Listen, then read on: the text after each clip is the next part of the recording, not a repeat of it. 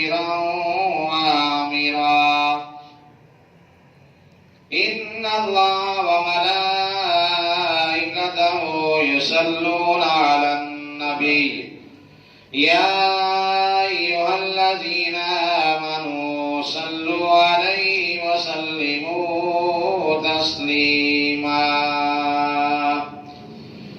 تمام دوست محبت سے سرکار کی بارگاہ میں درود و سلام کا نذرانہ پیش فرمائیں۔ اللہم صلی علی سیدنا و مولانا محمد وعلی آل سیدنا و مولانا محمد واصحاب سیدنا و مولانا محمد وبارک وسلم۔ الصلاة والسلام عليك يا رسول الله وعلى آلك وأصحابك يا حبيب الله۔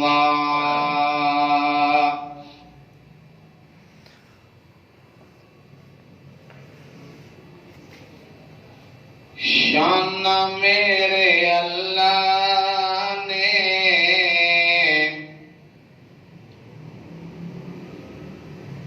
شان میرے اللہ نے ودائیاں تیرے نادیاں، شان میرے اللہ نے ودائیاں تیرے نادیاں، شان میرے اللہ نے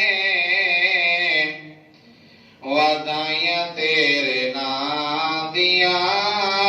ہر پاس پیاں نے دعائیاں تیرے نادیاں، ہر پاس پیاں نے دعائیاں تیرے نادیاں، عرش فرش اتے روشنائیاں تیرے نادیاں، روشنائیاں تیرے نادیاں، ہر پاس پیاں نے دعائیاں تیرے نادیاں، تیرا نام لیا ٹل جاندیاں بلاواں نے، تیرے نام وچ مولا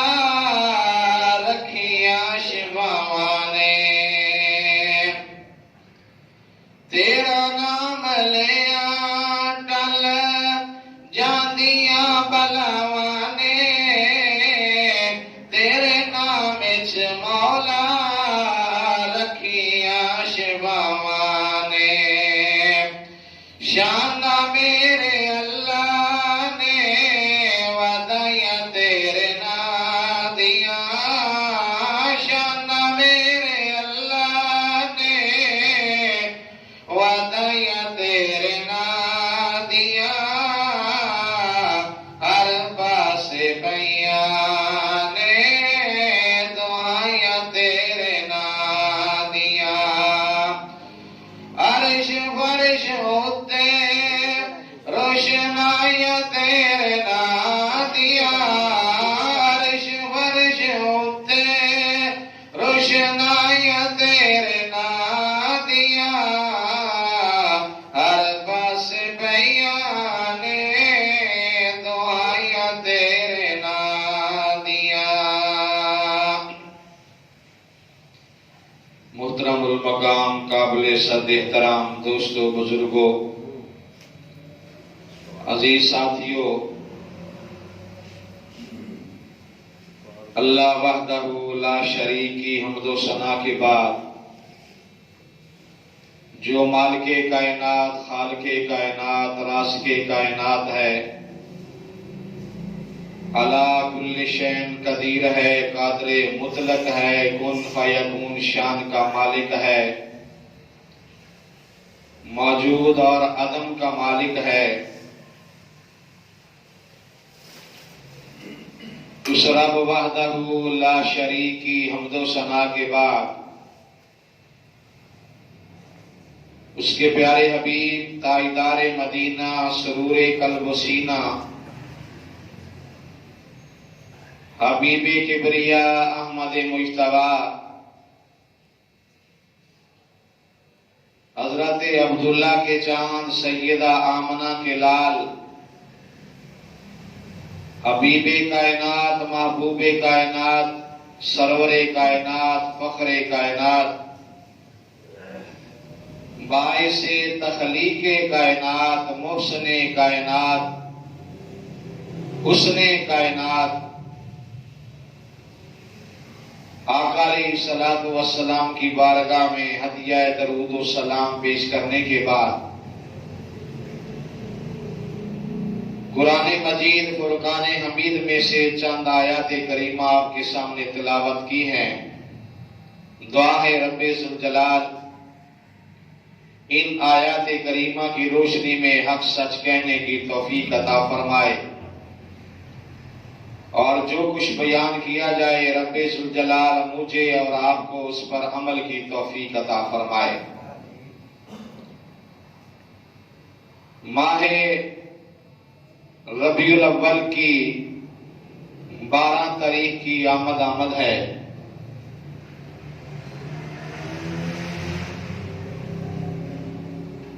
آمد مصطفیٰ صلی اللہ علیہ وسلم کی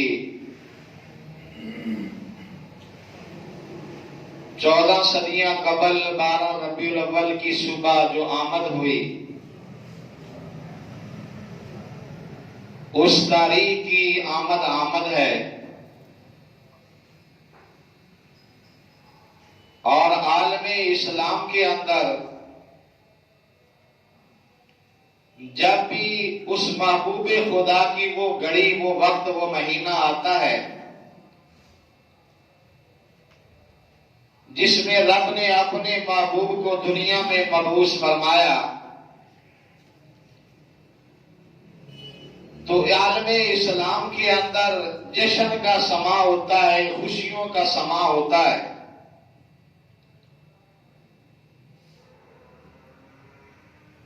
اور یہ عالم اسلام کے اندر جشن اور خوشیوں کا سما کیوں نہ ہو؟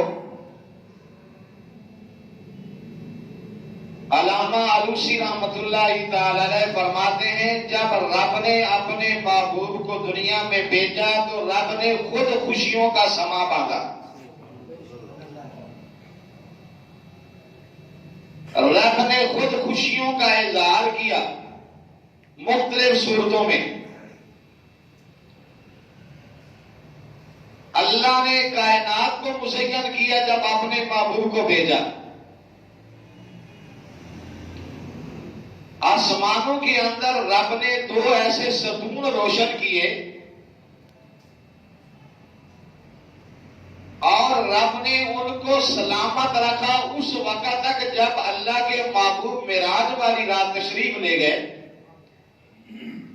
اور ان 2 ستونوں کو دیکھا کہ بڑے روشن ہیں، نور علی نور ہیں۔ عرض کی جبریل علیہ السلام نے یا رسول اللہ صلی اللہ علیہ وسلم یہ جو آپ کو 2 ستون نظر آ رہے ہیں نا، نور علی نور ہیں، آپ نے فرمایا ہاں جبریل یہ کس لیے ہیں؟ فرمایا یہ رب نے یادداشت کے لیے اسی طرح رکھے ہوئے ہیں، جب دنیا میں رب نے آپ کو بھیجا تھا اللہ نے یہ 2 نور اتنے روشن کیے کہ تمام آسمانوں کو بکائے نور بنا دیا، آسمانوں کو بھی اللہ نے روشن فرمایا، زمین کو بھی منور فرمایا۔ سیدہ آمنہ سلام اللہ علیہا آپ فرماتی ہیں میں نے خود دیکھا، میرے گھر سے لے کر آسمان تک مجھے نور ہی نور نظر آیا۔ یہ کیا تھا؟ یہ اس رب وحدہ لا شریک کے اس محبوب کی آمد کا وقت تھا کہ کائنات میں رب نے اس جیسا کوئی اور محبوب بنایا ہی نہیں ہے۔ اس کے محبوب کے میلاد کا ظہور ہو رہا تھا، امام الانبیاء کا، سرور انبیاء کا تاجدار مدینہ کا، رسولوں کے رسول کا جس وقت میلاد دنیا میں ہو رہا تھا، اللہ نے آسمانوں کو بھی روشن کیا، زمین کو بھی روشن کیا، سیدہ آمنہ کے گھر کو بھی رب نے روشن کیا، اور خوشی کا اظہار یہ فرمایا، جبریل سے فرمایا جبریل جاؤ یہ جھنڈے لے کے جاؤ، میرے محبوب کے میلاد کا وقت ہے، مشرق اور مغرب اور خانہ کعبہ کی چھت کے اوپر لگاؤ، دنیا کو پتہ چل جائے یہ جو آنے والا ہے نا، یہ ایسے نہیں آ رہا، یہ ساری خدائی کا مالک بن کے آ رہا۔ کائنات کو بنانے والا وہ ہے اور اس کائنات کی ملکیت دینے والا اپنے محبوب کو ہے۔ اللہ نے اپنے محبوب کا جب میلاد دنیا میں کیا، اس سے پہلے عالم ارواح کے اندر بھی رب نے میلاد منایا، اور جو عالم ارواح کے اندر رب نے میلاد کی محفل سجائی،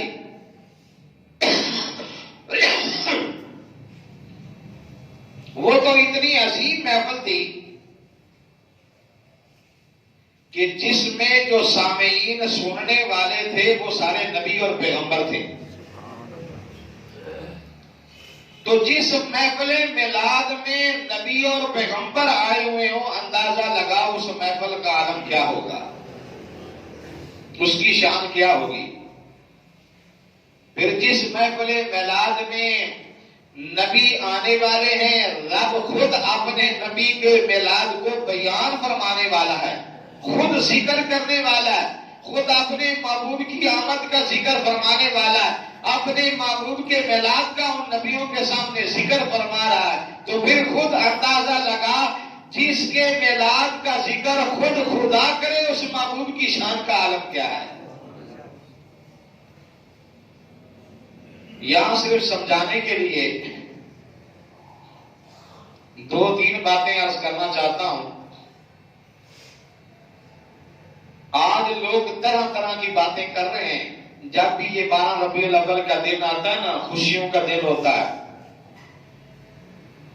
عاشق لوگ گھروں کو سجاتے ہیں، گلیوں کو سجاتے ہیں، مساجد کو سجاتے ہیں، بازاروں کو سجاتے ہیں، بھی محبوب کی آمد ہے، خوشی کا اظہار ہے۔ لوگ طرح طرح کے اس کے اوپر فتوے بھی لگاتے ہیں، اعتراضات بھی کرتے ہیں، یہ دیکھو جی یہ کیا فضول خرچی ہو رہی ہے، پیسہ ضائع ہو رہا، کروڑوں روپے اربوں روپے قوم جو ہے وہ پیسہ ضائع کر رہی ہے، ان کو کیا ملتا ہے، اس کا فائدہ کیا ہے، یہ تو شرک ہے، یہ تو بدعت ہے۔ اور پھر جب نبی کے میلاد کی محفل ہوتی ہے اس کے اوپر بھی اعتراضات، یہ نبی نے نہیں محفل کی ہے، صحابہ نے نہیں کی ہے، تابعین نے نہیں کی ہے، تبع تابعین نے نہیں کی ہے، انہوں نے کہاں سے میلاد نکال لیا؟ سوشل میڈیا کے اوپر، الیکٹرانک میڈیا کے اوپر طرح طرح کے آج کل لوگ پیغامات دے رہے ہیں۔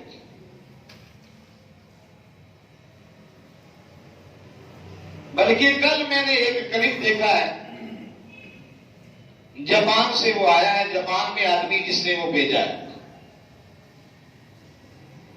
اور اس نے وہ کیا، اس نے ظاہر کیا، وہ کہتا ہے کہ یہ نبی کا میلاد منانا یہ شرک ہے، بدعت ہے، اس کا فائدہ کوئی نہیں ہے، اس کے اوپر جو پیسہ لگایا جا رہا وہ سب ضائع کیا جا رہا ہے۔ 12 ربیع الاول کو نبی کی وفات ہے تو غم کا دن ہے، تو غم کے دن خوشی کا اظہار کیسا، یہ تو نہیں ہونا چاہیے۔ اب جب عام بندہ اس کو پڑھے گا، چونکہ وہ فیس بک کے اوپر آیا، ہر بندہ اس کو تقریباً وہ دیکھ لیتا ہے کہ یہ کیا چیز ہے، تو عام بندہ جب اس سے پڑھے گا تو وہ تو گمراہ ہو جائے گا، وہ کہے گا یار یہ تو ٹھیک کہہ رہا، یار یہ بیان کر رہا وہ ٹھیک کر رہا۔ اسی لیے میں نے کہا آج میں وہ باتیں آپ کے سامنے عرض کروں قرآن میں سے، تاکہ آپ کے سامنے اگر کوئی جمعے کے بعد آپ باہر جائیں کل یا پرسوں یا 12 ربیع الاول کو کوئی بندہ یہ اعتراض کر دے کہ یار یہ خوشی کس لیے، یہ جشن کس لیے، یہ کیوں مناتے ہو میلاد، تو کم از کم آپ کے ذہن کے اندر یہ بات ہونی چاہیے، آپ اس کو جواب دیں گے انشاءاللہ زندگی پر آپ کو دوبارہ سوال نہیں کرے گا۔ پہلی بات میلاد کی، یہ انہوں نے کہاں سے نکال دیا، سیرت کو بیان کرنا چاہیے، میلاد کیا ہے؟ بھئی جو میلاد ہے اس کا سادہ لفظوں کے اندر جو مفہوم ہے وہ یہ ہے کہ میلاد کہتے ہیں کہ کسی کی بھی پیدائش کا، کسی کے آنے کا ذکر کیا جائے، اس کو میلاد کہتے ہیں۔ اب چونکہ 12 ربیع الاول کو اللہ کے محبوب کی دنیا میں تشریف آوری ہوئی ہے، آپ کے آنے کو میلاد کہا جاتا ہے، اس میں آپ کی زلفوں کا ذکر ہوتا ہے، آپ کے وقت کے چہرے کا ذکر ہوتا ہے، واللیل والی زلف کا ذکر ہوتا ہے، علم نشرہ کے سینے کا ہوتا ہے، طٰہٰ والے جو ہے وہ دستار کا ذکر ہوتا ہے، یاسین والے سیرے کا ذکر ہوتا ہے، اس میں اس کی محبوب کا ذکر کیا جاتا ہے، اسی ہم کہتے ہیں کہ میلاد ہے۔ اب مجھے آپ یہ بتائیں کہ رب خود رب ہو کر، اللہ ہو کر، وحدہ لا شریک ہو کر، وَرَفَعْنَا لَكَ ذِكْرَكَ، وہ فرماتا ہے سونیا ہم نے آپ کے ذکر کو بلند کیا، ہم آپ کا ذکر کرتے ہیں۔ اس رب نے نبیوں کے اندر بھی محبوب کا ذکر کیا، پیغمبروں کے اندر بھی اپنے محبوب کا ذکر کیا، اور وہی سنت یہ عاشقان رسول مناتے ہیں، چند دوست احباب اکٹھے ہو کر اسی سونے کی آمد کا ذکر کرتے ہیں، اسی پیغمبر کے میلاد کا ذکر کرتے ہیں، اسی کے مصائب اور اوصاف اور خصائص کو بیان فرمایا جاتا ہے۔ جو رب نے نبیوں کے سامنے اپنے محبوب کی آمد کا ذکر کیا، اس دور کے اندر سنی ایسی محفل سجا کر جس میں اس رب کے معبود کا وہ ذکر کرتا ہے، یہ سنی بدعت والا کام نہیں کرتا ہے، رب کی سنت کو ادا کرتا ہے، اللہ کی سنت کو ادا کرا۔ اور یہ میلاد کے اوپر نا جو باتیں ہوتی ہیں یہ آج کی بات نہیں ہے، یہ اسلام سے پہلے، اللہ کے محبوب سے پہلے بھی میلاد کے اوپر پابندیاں لگی، لیکن رب نے میلاد کیا۔ غور کرنا بات جو میں سمجھانا چاہتا ہوں، نبی کے میلاد کے اوپر پابندی لگی لیکن رب نے نبی کا میلاد کیا، اور بڑی شان و شوکت کے ساتھ کیا، اور رب نے بتایا کہ دنیا کی ساری طاقتیں بھی اکٹھی ہو جائیں نبی کے میلاد کو روکے، وہ نہیں روک سکتی ہیں، اس لیے کہ میلاد خود رب منانے والا ہے، یہ نہیں مل سکتا۔ جس نبی کے میلاد کا ذکر کرنا چاہتا ہوں توجہ فرمائیں، اس کو اہل تشیع نے بھی لکھا، اہل حدیث نے بھی لکھا، اہل دیوبند نے بھی لکھا، اہل سنت تو پھر ہے ہی اہل سنت، وہ تو ہے ہی عاشق، وہ تو ہے ہی ماننے والے، انہوں نے بھی لکھا دنیا میں ایک شہنشاہ ہے، بڑے اطمینان سے پرسکون ماحول میں زندگی گزار رہا، بڑی اس کی بادشاہ سلطنت ہے، اسی خدائی کے اندر خود دعویٰ کر کے بیٹھ گیا نا ربکم الاعلی، میں سب سے بڑا رب۔ وہ شہنشاہ، وہ بادشاہ جو بڑے اطمینان اور سکون کے ساتھ رہ رہا، ایک دن صبح یا تخت لگا، درباری سارے بیٹھے، وزراء مشیر سب بیٹھے ہوئے، شہنشاہ تخت کے اوپر بیٹھا ہوا ہے، پریشان ہے، سر نیچے کیا ہوا ہے، غم کے آثار چہرے کے اوپر، پریشانی کے آثار چہرے کے اوپر۔ درباریوں نے کہا شہنشاہ سلامت خیریت تو ہے، آج پریشان ہے، آپ کبھی پریشان نہیں ہوئے؟ اس نے کہا میں نے رات کو خواب دیکھا، میں نے جب سے خواب دیکھا ہے میں بڑا پریشان ہوں، میں حیران ہوں، اس کی تعبیر کیا؟ درباریوں نے کہا کوئی بات نہیں، ہم نجومیوں کو بلاتے ہیں، نجومیوں کو بلا کے خواب کی تعبیر بتا دیتے ہیں. پریشانی والی کیا بات ہے؟ اب شہنشاہ تخت کے اوپر بیٹھا ہے پریشان. نجومیوں کو بلایا گیا, ان سے پوچھا گیا بادشاہ نے یہ خواب دیکھا ہے, اس کی تعبیر کیا ہے؟ اب نجومیوں نے جو بات کی, غور کرنا, توجہ کرنا, نجومیوں نے جو بات کی اہل تشیع بھی لکھ رہے ہیں, اہل حدیث بھی لکھ رہے ہیں, دیوبند بھی لکھ رہے ہیں, اہل سنت نے بھی لکھا ہے, ہر ایک نے لکھا ہے. کیا لکھا ہے کہ نجومیوں نے کہا تیری سلطنت میں ایک بچہ پیدا ہونے والا ہے, ایک بچہ پیدا ہوگا جو تیرے تخت کو ختم کرے گا, تیری سلطنت کو ختم کرے گا, تیری سلطنت کا تہس نہس کر دے گا. اس نے کہا اچھا. نجومیوں نے جب کہا, اس بات کو سب نے لکھا ہے کہ نجومیوں نے کہا ایسا ہوگا. اب یہ غیب والی بات تھی, بچے میں بعد میں آنا تھا, ابھی کسی کو پتا نہیں تھا. تو کتنی حیرانگی والی بات ہے, نجومیوں کی بات کے اوپر ان لوگوں نے اعتماد کر لیا کہ نجومیوں نے بادشاہ سے کہا تیری سلطنت میں بچہ آئے گا, ایک بچے کا میلاد ہوگا, ایک بچے کی ولادت ہوگی, وہ دنیا میں آئے گا, تیرے تخت کو تہس نہس کر دے گا. ماننے پہ غیب ماننے پہ آئے تو نجومیوں کی بات پہ غیب مان لیا, نہ ماننے پہ آئے تو نبی کے غیب کا انکار کر دیا. اب بات سمجھ آئیے. نجومیوں نے کہا آنے والا, سب نے مان لیا جی ہوگا, ایسے ہوگا, بچہ آئے گا. اب نجومی جو غیب کی بات بتا رہا ہے اس کو تو مانتا ہے, جو نبی بتاتا ہے اس کا انکار کرتا ہے, اس کو نہیں مانتا. اب توجہ کر, نجومیوں نے کہا میلاد ہوگا, یہ بات سمجھانا چاہتا ہوں. اس بادشاہ نے کہا میں ہونے ہی نہیں دوں گا, آرڈر کر دیا. اللہ نے قرآن میں خود ذکر فرمایا, نتلو علیک, اے محبوب صلی اللہ علیہ وسلم, ہم آپ کے اوپر اپنے نبی کے میلاد کا ذکر کر رہے ہیں. یا اللہ کو کیا ہے فرمایا, اس جس شہنشاہ نے خواب دیکھا, نجومیوں نے بتایا ایک بچہ ہوگا, تیرا تخت تہس نہس ہو جائے گا. اس نے کہا اچھا. اس نے آرڈر کر دیا, اس نے کہا میں بچہ زندہ ہی نہیں رہنے دوں گا. جب کوئی بچہ زندہ ہی نہیں ہوگا تو میرا تخت کیسے الٹے گا؟ اللہ کا قرآن گواہ دیتا ہے, یذبحون ابناءکم ویستحیون نساءکم. اس شہنشاہ نے آرڈر کر دیا جو جس گھر میں بچی پیدا ہو اسے چھوڑ دیا جائے, جس گھر میں بچہ پیدا ہو اسے قتل کر دیا جائے. اب وہ سمجھ رہا تھا جب بچہ پیدا نہیں ہوگا, بڑا نہیں ہوگا, میری سلطنت بچ جائے گی, میرا تخت محفوظ ہو جائے گا. پر قربان جاؤں اس رب وحدہ لا شریک کی عظمت کے اوپر, اس نے ایک نہیں 70,000 بچوں کو اس نے قتل کروایا. اسی شک کے اندر کوئی بچہ زندہ نہ رہے, کوئی بچہ بڑا نہ ہو. اب وہ قتل کرواتا رہا. میں قربان جاؤں اس رب وحدہ لا شریک کی عظمت کے اوپر. اللہ تعالیٰ نے فرمایا تم قتل کرواتے رہے ہو, میں نبی کا میلاد کر کے دکھاؤں گا. تم نے بچوں کو قتل کروایا, میں میلاد کر کے دکھاؤں گا.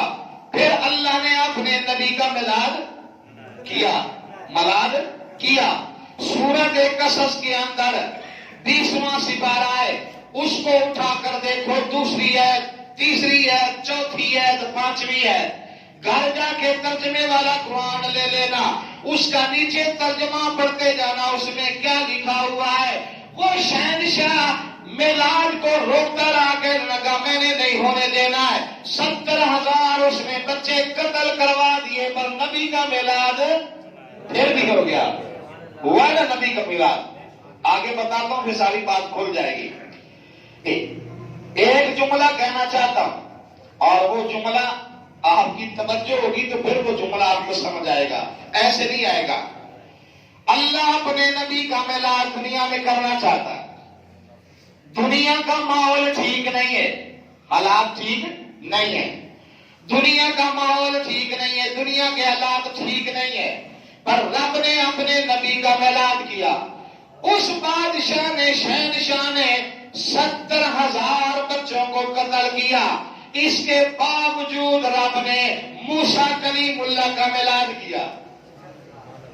بات سمجھ آئی کہ نہیں آئی؟ ذرا مکہ سے کہہ سبحان اللہ.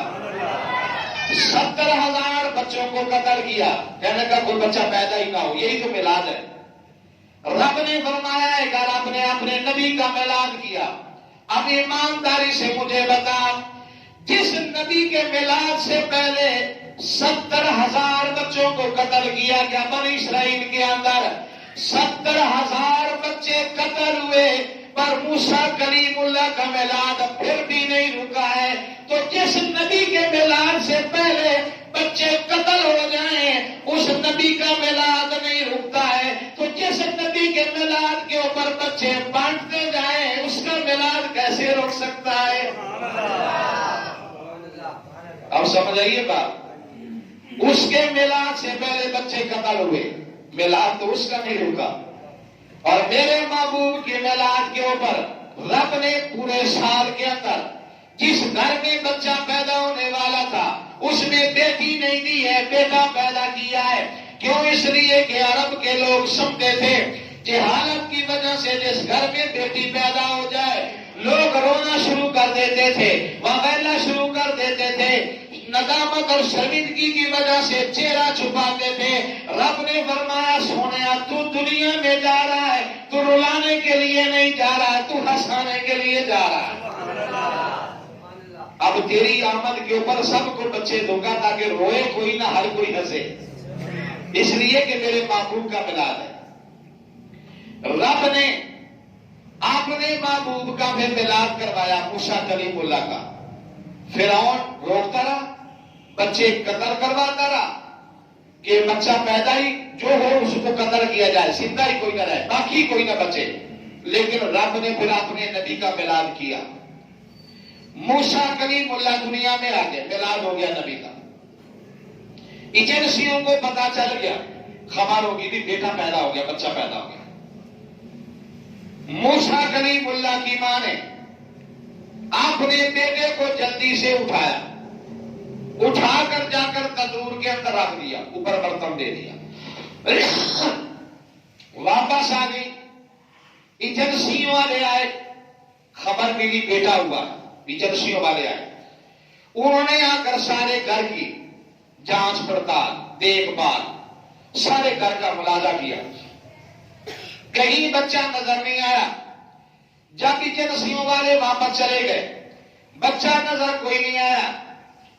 موسیٰ کلیم اللہ کی ماں نے اپنی بیٹی کو موسیٰ کلیم اللہ کی بہن کو بلایا، ادھر آپ. ایجنسیوں والے واپس چلے گئے، اب ایسا کر، میں نے تیرے بھائی کو تندور میں رکھ کر اوپر برتن دیا ہوا تھا، جا اپنے بھائی کو اٹھا کے لے گیا. جب اتنی بات کہی تو بہن نے کہا ماں میں تو اس تندور میں آگ جلا کے آئی ہوں. ماں میں اس تندور میں تو آگ جلا کے آ گئی ہوں، روٹیاں پکانی ہیں. اب ایمانداری سے بتا، ماں کسی بھی کام میں مصروف ہو، بچے کے رونے کی آواز آئے، ماں سارے کام چھوڑ دیتی ہے، دوڑ کر جاتی ہے، کہتی ہے میرا لال، میرے چاند، میرے دل کے ٹکڑے، کیا تکلیف ہوئی ہے. اب جب بہن نے اتنا بتایا کہ میں تندور میں آگ جلا کے آئی ہوں، موسیٰ کلیم اللہ کی ماں دوڑتی ہوئی گئی، کہنے لگی غصب کیا ہے، میں تو تیرے بھائی کو اس میں رکھ کے آئی تھی، یہ تو نے کیا کر دیا ہے. جب دوڑ کر وہاں گئی، اوپر سے ڈھکن اتار کے دیکھا ہے موسیٰ کلیم اللہ آگ کے ساتھ کھیل رہے تھے. یہ بھی بات سمجھ آئی، تیرا میرا آنا دنیا میں اور ہوتا ہے، نبی کا آنا. ہاں یہ فرق ہے. لوگ کہتے ہیں نبی ہمارے جیسا ہے، اور جس نبی کی ولادت، جس نبی کا دنیا میں آنا تیرے جیسا نہیں ہے، تو اس جیسا کیسے بن گیا. ماں گھبرا کر دوڑتی ہوئی گئی، پتہ نہیں کیا بنے گا. جب دیکھا تو موسیٰ کلیم اللہ آگ کے انگارے اٹھا اٹھا کے باہر پھینک رہے ہیں. اور یہاں ایک بات اور بھی بتاؤں، موسیٰ کلیم اللہ جب فرعون کے گھر میں آئے، موسیٰ کلیم اللہ کو فرعون نے کبھی دیکھا نہیں تھا، توجہ نہیں کرتا تھا۔ ایک دن بی بی آسیہ نے کہا ہر وقت غصے میں ہی رہتا ہے، ذرا دیکھ تو صحیح کہ دس گنا ہے۔ اور محبت نہ کہے سبحان اللہ۔ میں نبی کے میلاد کا ذکر کر رہا ہوں، سمجھانا چاہتا ہوں مسئلہ۔ بی بی آسیہ نے کہا ہر وقت پریشان غصے میں رہتا ہے، کبھی اٹھایا نہیں ہے، دیکھ تو صحیح کتنا سونا ہے، کتنا پیارا ہے، ذرا اٹھا تو صحیح۔ آج لوگ کہتے ہیں نبی کو خبر نہیں ہے، نبی جانتا کچھ نہیں ہے، نبی کے پاس علم کوئی نہیں ہے، وہ محتاج ہے، یہ فلاں ہے۔ موسیٰ کلیم اللہ کو جب بی بی آسیہ نے فرعون سے کہا ہر وقت ناراض رہتا ہے، ذرا دیکھ تو صحیح کتنا پیارا ہے، کتنا خوبصورت ہے، بی بی آسیہ نے اٹھایا، اٹھا کر فرعون کی گود میں رکھا۔ موسیٰ کلیم اللہ بات یہ سمجھانا چاہتا ہوں، دنیا میں انسان کا آنا اور ہوتا ہے، نبی کا میلاد اور ہوتا ہے، تیرے آنے کی حیثیت اور ہوتی ہے، نبی کے آنے کا مقام اور ہوتا ہے۔ جیسے ہی فرعون کے ہاتھوں میں موسیٰ کلیم اللہ گئے، اس کی داڑھی کو زور سے پکڑا، سیدھے ہاتھ سے تماچا مارا اس کے منہ کے اوپر۔ فرعون نے جلدی سے ایسے نیچے پھینک دیا، کہنے لگا کہتی تھی بڑا خوبصورت ہے، بڑا پیارا، اسے تمیز ہی نہیں ہے، اس نے مجھے تھپڑ مارا ہے۔ بی بی آسیہ نے کہا کیا ہو گیا ہے، پاگل ہو گیا ہے، یہ تو بچہ ہے، اسے خبر ہی نہیں ہے۔ آگے سے فرعون کہتا ہے، کہتی ہے بچہ ہے، تھپڑ مجھے لگا ہے یا تجھے لگا ہے؟ نہیں، ابھی بھی آپ اس تک وہاں تک پہنچے نہیں ہیں۔ اگر وہاں تک پہنچ جاتے تو پھر زور لگا کر کہتے سبحان اللہ۔ فرعون کہتا ہے بی بی آسیہ سے، اپنی بیوی سے کہتی ہے بچہ ہے، تھپڑ مجھے لگا، مجھے پوچھ کتنی درد ہے۔ اتنا بچے کے ہاتھ میں اتنی طاقت نہیں ہوتی ہے، اس کو کیا خبر تھی جس کے میلاد کی خاطر 70,000 بچوں کو قتل کیا ہے، اسی کا میلاد تیرے گھر میں ہو رہا ہے۔ جس کے میلاد کے اوپر 70,000 بچے اس نے مروا دیے، اسی نبی کا میلاد اسی کے گھر میں ہو رہا ہے۔ ایجنسیوں والے واپس چلے گئے، تدور سے موسیٰ کلیم اللہ کو ماں نے اٹھایا، یہ نبی کا میلاد ہے۔ جب وہاں سے اٹھایا، اٹھا کر واپس اپنے گھر میں لائی، اب پریشان ہوگی کیا کروں، 1 دن 2 دن 3 دن 4 دن، یہ تو زندگی کا معاملہ ہے، اگر ان کو پتہ چل گیا تو معاملہ خراب ہو جائے گا۔ رب نے قرآن کے اندر ارشاد فرمایا جب بھی نبی کی ماں کے اوپر مشکل آئی، توجہ کرنا، نبی کی ماں کے اوپر جب بھی مشکل وقت آیا ہے، اس نبی نے ماں کی مشکل کشائی کی ہے۔ یہ میں لفظ جو بول رہا ہوں نا، اگر یہ ایسا نہ ہو تو میں مجرم ہوں۔ مشکل کا معنی ہوتا ہے تکلیف، پریشانی، کشا کا معنی ہوتا ہے اس پریشانی کو کھولنا، اس تکلیف کو دور کرنا۔ موسیٰ کلیم اللہ کی ماں پریشان ہو گئی، گھبرا گیا، اب کیا بنے گا؟ رب نے فرمایا اے موسیٰ کی ماں گھبرا نہیں، جب بھی نبی کی ماں کے اوپر مشکل وقت آیا ہے، ان نبیوں نے ماں کی مشکل کشائی کی ہے۔ جب بی بی ہاجرہ کے اوپر مشکل وقت آیا، پانی نہیں مل رہا تھا، اسماعیل ذبیح اللہ نے ایڑی ماری، نیچے سے پانی کا چشمہ جاری ہو گیا، ماں کی پریشانی کو دور کر دیا۔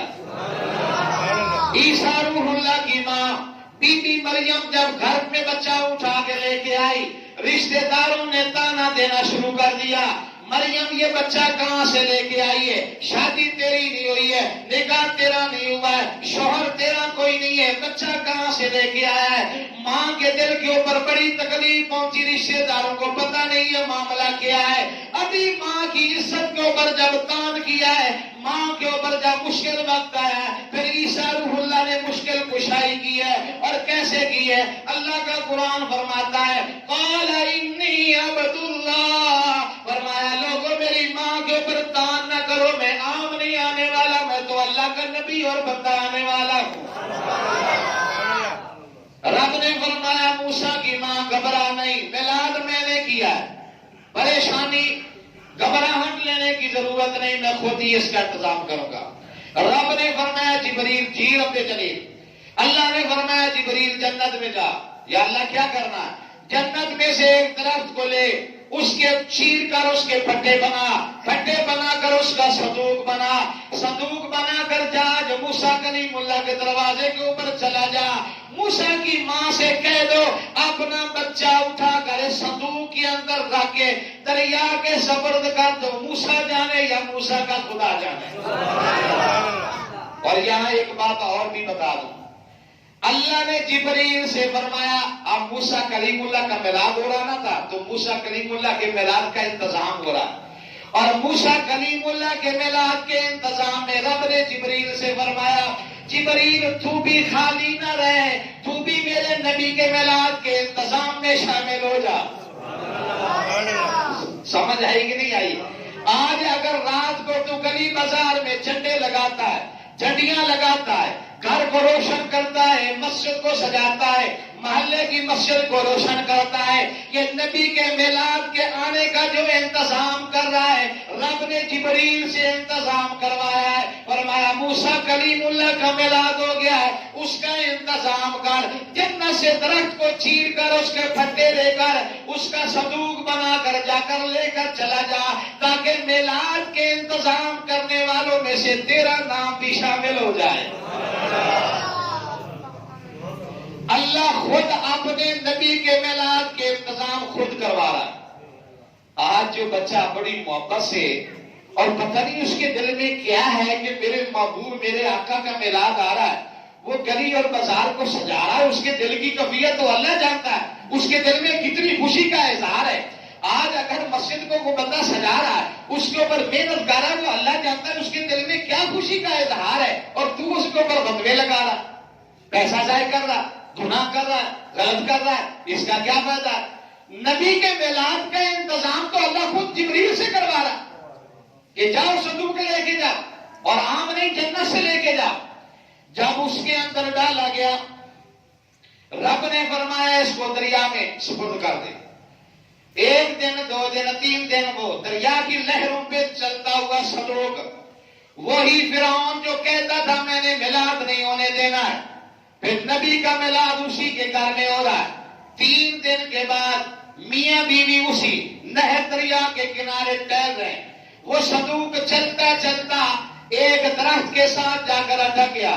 ان کی جب نظر پڑی تو کہنے کہ یہ کیا ہے، اشارہ کیا نوکر کو ادھر آؤ، اسے صندوق کو نکالو. اب غور کرنا جو اگلی بات سمجھانا چاہتا ہوں، توجہ کریں گے بات سمجھ آئے گی. جب نوکر کو بلایا ملازم کو دیکھ، اس نے صندوق کو نکالا. صندوق ملا کہاں سے تھا؟ درخت کے پاس سے، ساتھ نیچے پانی تھا. عبرانی زبان کا اس وقت استعمال ہوتا تھا. جب اس نے دیکھا فرعون کی بیوی بی بی آسیہ نے، تو عبرانی زبان کے اندر پانی کو منہ کہا جاتا ہے، درخت کو سا کہا جاتا ہے عبرانی زبان کے اندر. جب وہ صندوق کا دروازہ کھولا، فرعون کی بیوی بی بی آسیہ کی نظر پڑی تو زبان سے کہہ نکلی موسیٰ. عبرانی زبان میں کیا کہا اس نے؟ موسیٰ. کہتی پانی اور درخت وہاں سے بچہ. سمجھ آ رہی ہے؟ کہتی موسیٰ کہاں؟ یہ پانی ہے، یہ درخت ہے، اس میں سے بچہ. یہ بھی اللہ کا نبی ہے، عام نبی نہیں ہے، یہ کلیم اللہ ہے. اس کا نام کیا رکھا؟ موسیٰ. پانی اور درخت کے پاس سے ملنے والے، اس کا نام رب نے موسیٰ رکھوا دیا. قربان جاؤں، جب تیرے میرے محبوب کے میلاد کا وقت آیا، رب نے وہ نام بھیجا جس کو حمد کے پردے میں رب نے چھپا کے رکھا ہوا تھا. آدم علیہ السلام سے لے کر عیسیٰ روح اللہ تک کسی نبی کو وہ نام نہیں ملا. جب آمنہ کے لال کا دنیا میں میلاد ہوا، آپ کا ظہور ہوا، رب نے حمد کا پردہ اٹھایا اور محمد کو ظاہر کیا. فرمایا سونیا یہ تیرا نام ہے. عرض کی مولا وہ کیوں؟ فرمایا میں محمود ہوں، دنیا میری تعریف کرتی ہے، تو محمد ہے، رب تیری تعریف کرتا ہے.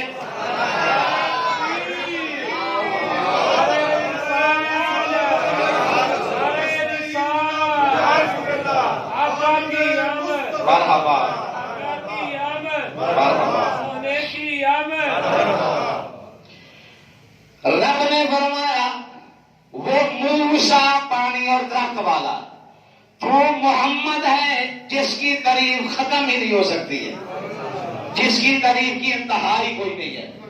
دشمن بھی کہ ترین خود بخود ہو جاتی ہے. موسیٰ کلیم اللہ مل گئے، گھر لے کے آ گئے.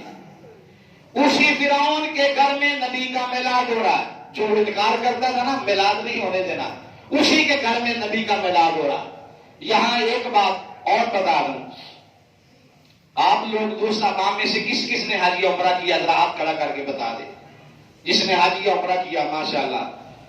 اچھا، آپ نے وہاں دیکھا ہے نا اللہ کے گھر کے ساتھ ایک گولڈن کلر کا موچاری ہے، فانوس ہے گولڈن کلر کا، شیشہ بھی لگا ہوا، اس کے اندر ایک پتھر پڑا ہوا ہے نا، اس پتھر کے اوپر ایک نشان بھی ہے. اب لوگ اس کو پتھر کہتے ہیں، مقام ابراہیم کہتے ہیں، پر عاشق لوگ نہ اس کو نہ پتھر کہتے ہیں نہ مقام ابراہیم کہتے ہیں. عاشق لوگ کیا کہتے ہیں؟ سنی لوگ کیا کہتے ہیں؟ اپنے محبوب سے محبت کرنے والے کیا کہتے ہیں؟ وہ کہتے ہیں وہ پتھر نہیں ہے، وہ میلاد مصطفیٰ کا منبر ہے. نہیں، بات آپ کو سمجھ میں، ابھی بات کو واضح کر دیتا ہوں، سمجھ آئے گی پھر سبحان اللہ کہنا ہے. وہ میرے محبوب کے میلاد کا منبر ہے. وہ کیسے؟ آج یہاں جامع مسجد قادریہ میں جہاں بیٹھ کر میں سونے کے میلاد کا ذکر کرنا، ہر کوئی کہتا ہے قاری صاحب یا مولانا صاحب منبر کے اوپر بیٹھے ہوئے ہیں. یہ مسجد کا منبر ہے جہاں میں اللہ کے محبوب کے میلاد کا ذکر کر رہا ہوں. وہ جو پتھر ہے نا وہ پتھر نہیں ہے، وہ اللہ کا خلیل، جو خلیل خدا ہے نا، اس خلیل خدا نے مصطفیٰ خدا کے میلاد کا ذکر کیا. آپ کا پاؤں اس پتھر کے اوپر تھا اور ذکر کیا کر رہے تھے؟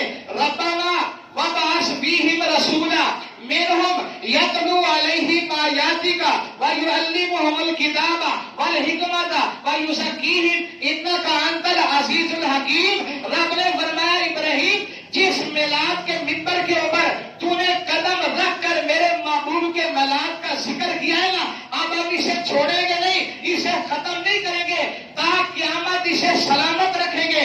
جو اگلی بات میں کہنا چاہتا ہوں غور کر، وہ پتھر کے اوپر خلیل خدا کا لگا قدم جب نبی کا میلاد منا رہا تھا، جب نبی کا ذکر کر رہا تھا، وہ گولڈن جنگلے کے اندر رب نے پتھر محفوظ رکھا. صبح شام اس کے اوپر پہرا ہوتا ہے، صبح شام اس کی دیکھ بھال کی جاتی ہے، اس کی نگرانی کی جاتی ہے. میں نے عرض کی مولا بات سمجھ نہیں آئی ہے، یہ منبر میلاد مصطفیٰ ہے پتھر، اس کے جو ارد گرد پہرا دینے والے ہیں وہ تو نبی کے میلاد کو مانتے ہی نہیں ہے، ان سے کوئی غلط کروا رہا. بات سمجھ آئی ہے؟ نہیں سمجھ آئی؟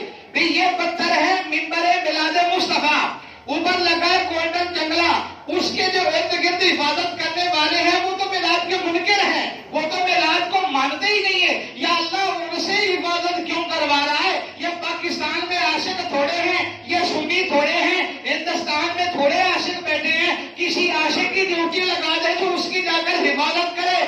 آواز آئی بندے؟ یہی تو بتانا چاہتا ہوں، جو منبر میلاد مصطفیٰ کو ختم نہیں کر سکتے، میلاد مصطفیٰ کو کیسے کریں گے؟ جو اس ممبر کو نہیں ختم کر سکے میلاد مصطفیٰ کو کیسے کریں گے؟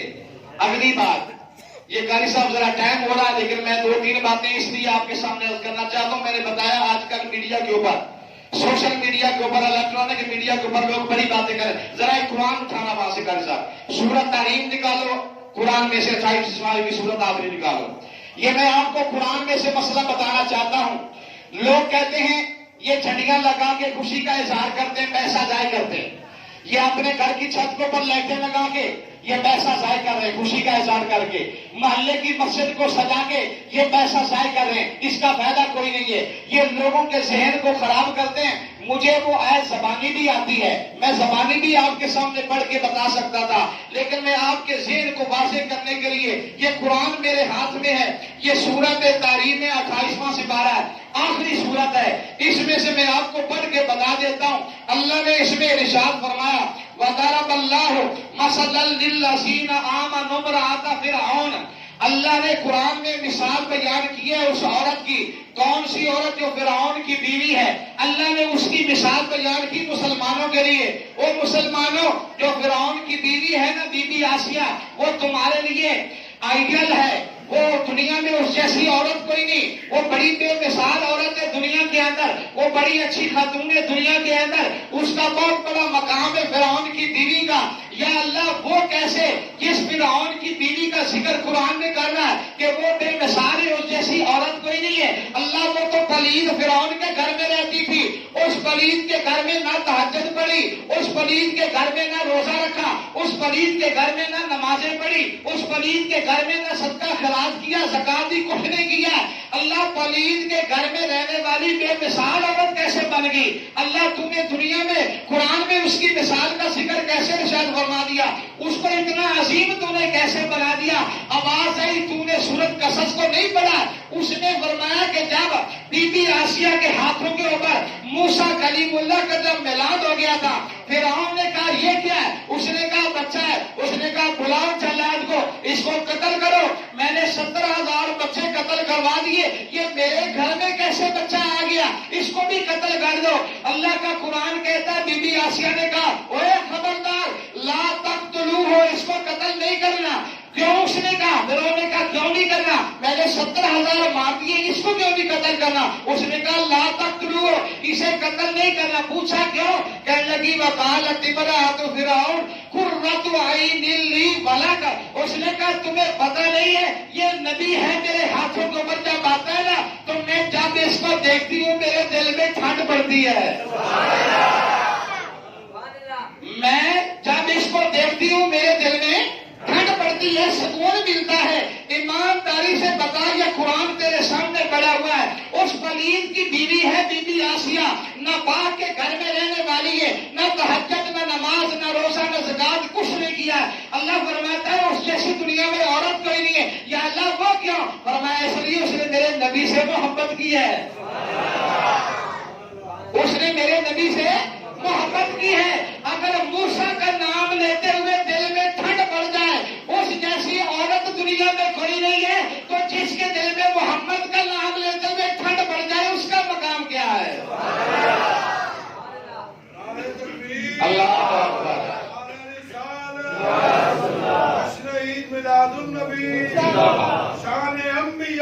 زندہ باد۔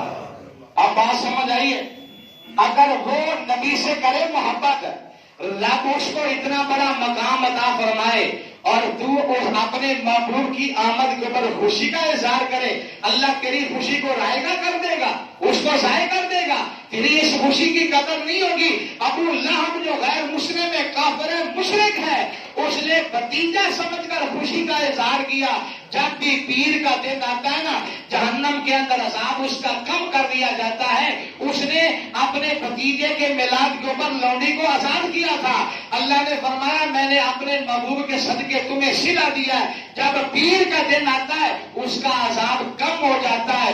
وہ مشرک ہو کر، وہ کافر ہو کر، بھتیجا سمجھ کر خوشی کا اظہار کرے، اللہ اس کو جزا دے رہا ہے۔ تو اپنا آقا سمجھ کر، اپنا ماوا سمجھ کر، اپنا ملجا سمجھ کر، اپنا سردار سمجھ کر، اپنا محبوب سمجھ کر، شفیع المذنبین سمجھ کر، رحمت للعالمین سمجھ کر، سب کچھ سمجھ کر تو اس محبوب کے آنے کے اوپر خوشی کا اظہار کرے گا، اللہ تجھے کیسے معروف کرے گا؟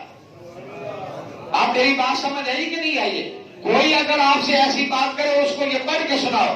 اس نے کہا اللہ نے قرآن میں خود ذکر فرمایا، اور اس کا یہ مطلب بھی ذہن میں مت لینا کہ خالی یہی کام ہے بھی ہمیں نماز پڑھنے کی ضرورت نہیں ہے یا ہمیں روزہ رکھنے کی ضرورت نہیں۔